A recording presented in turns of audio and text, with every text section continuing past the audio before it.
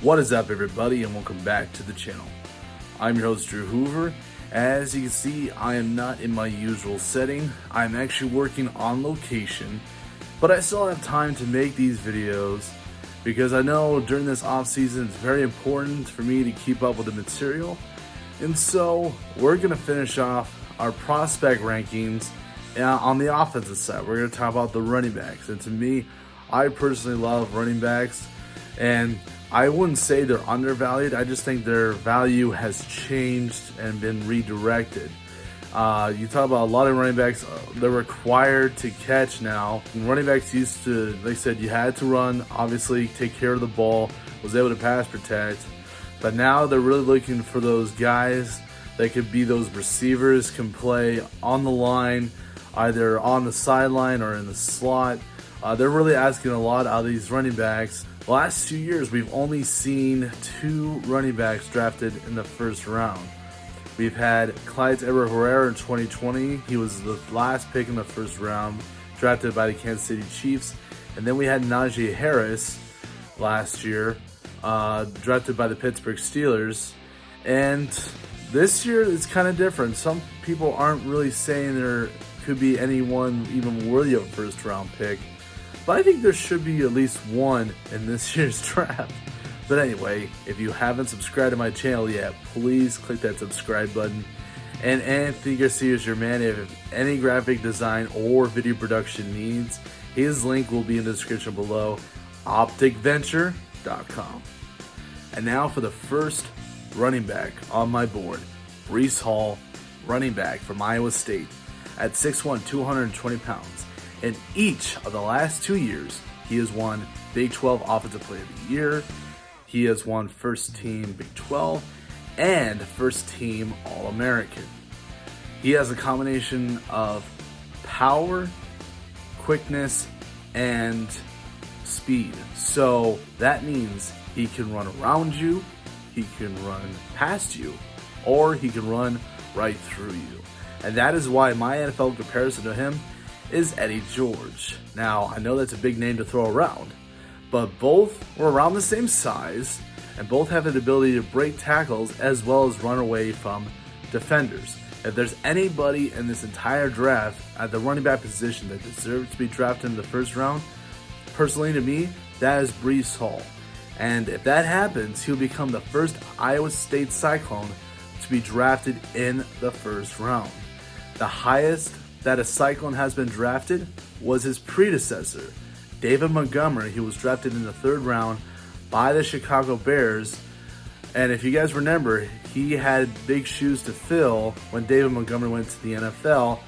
Obviously, we see that Breece Hall filled those shoes pretty well. And now for the number 2 running back on my board, Kenneth Walker III, at 5'10", 210 pounds. He was the 2021 Walter Camp National Player of the Year and Noah Walker Award winner. He was first team All Big Ten and unanimously first team All-American. He has the ability to break tackles. He broke 89 tackles in 2021. He has the ability to run sideways. His ability to make cuts and change direction in open space is spectacular. My NFL comparison to him is David Montgomery. Now, obviously what we saw from the scouting combine, he's a lot faster than David Montgomery, but when you talk about the ability to fight for yards after contact, it's truly extraordinary. And I told you that Breece Hall has a great chance in there too, but when you talk about Kenneth Walker, who ran under 4.4 at the scouting combine, I think that's another name you have to keep an eye on if you see a running back drafted in the first round of the NFL draft. And now for the 3rd running back on my board, James Cook, running back from Georgia, at 5'11", 190 pounds. Now, he wasn't involved in a lot in the offense this year. He didn't get a lot of touches, but he did end his season on a high note, particularly when he played in the Orange Bowl against the Michigan Wolverines. He had 4 receptions for 112 yards and a receiving touchdown. Man, the first thing you know is his burst in the gap. The moment the ball is handed off to him, he goes from 0 to 100. And obviously his biggest contribution is in the passing game. He can catch it out of the backfield in a wheel route, or he could be on the line of scrimmage at wide out in the slot. And again, you talk about running backs, being more involved in the passing game. So with James Cook, that's going to be very coveted. And that's why my NFL comparison to him is Aaron Jones. Again, not only their ability to run between the tackles, but you talk about a guy that can run 50 yards down the field and make catch on the sideline. So James Cook, again, he didn't have a lot of touches, but I think that's one of the things that will be intriguing. They like guys that have a lot left in the tank, pretty much. I mean, look at Josh Jacobs. Well, the reason why he was such an intriguing prospect coming out of Alabama is that you saw the talent that was there, he just wasn't utilized. And you talk about the longevity of running backs. I would say experts say probably 5 years is the max at this point. You're good for 5 years, and then you start to decline from there. If you get a guy like James Cook that really didn't pound the ball as hard in college football, then maybe there's a lot of years ahead of him if you draft him on draft weekend. And now for the fourth running back on my board, Kyren Williams, running back from Notre Dame. At 5'11", 199 pounds, 2020 was his big year. He won ACC Offensive Rookie of the Year and second team All-American. Another guy that can fight for yards. I mean, honestly, he bounces off of contact. When he gets hit, he's able to keep his balance and keep going for those extra yards. And I want to say this, he has underrated speed and acceleration. Now, I know what we saw this guy in Combine. He ran just under 4.7 in his 40-yard dash. But when you look at the tape, he shows speed. He is running away from people. This might be a scenario where a player has practice speed and game time speed. So I think when the time comes for Kyren Williams to turn on the jets and get away from defenders, I think he can do that.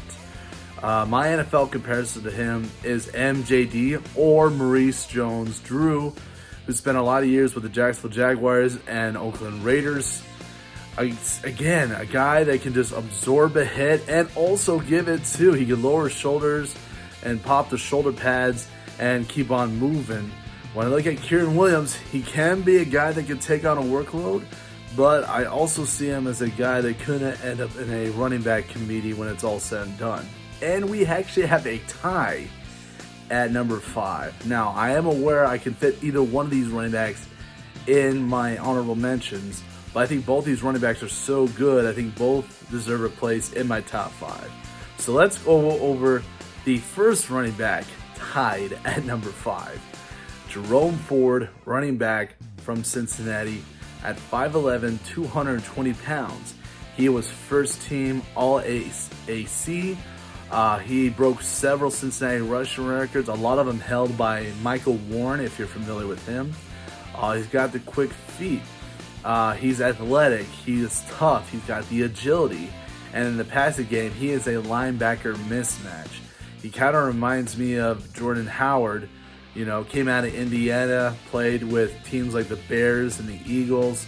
When I look at Jerome Ford, he's a guy that might end up being drafted maybe late day 2, early day 3, and still might end up being your starting running back. You look at Michael Carter last year, drafted in the 4th round, came out of North Carolina and drafted by the Jets. Now you look at him as possibly the number 1 running back coming into 2022. And so who is tied with Jerome Ford at the number 5 spot? Tyler Batty, running back from Missouri. At 5'8", 194 pounds. He was first team All-SEC. Now, the reason why I tied him with Jerome Ford is because, honestly, they share similar characteristics when it comes to their agility and the combination of athleticism and toughness. And not to mention, both are extremely dangerous as receivers down the field. I would say Tyler Batty is what you call a one-cut runner. The Missouri Tigers also ran a lot of zone protection, so you talk about having the ability to be patient, waiting for the gaps to open and then run. And obviously the breakaway speed, which is another thing that Jerome Ford and Tyler Batty share. My NFL comparison to him is Kenneth Gainwell a former Memphis Tiger who was drafted by the Philadelphia Eagles, who ended up taking some of the role at running back position during the time that Miles Sanders was injured in 2021. When I look at Tyler Batty, again, similar to Jerome Ford, he's a guy that can end up being drafted in the middle of the draft and can still end up being part of your starting lineup come the fall. And so those have been my top 5 running backs, and we're finally done with the offensive side, which means we can start talking about the defensive side. And obviously we'll start talking about those edge rushers. There's so many of them in this NFL draft. I think maybe 4 could end up going in the top 10. Can't wait to dive into that. I'm your host, Drew Hoover, and have a good day, everybody.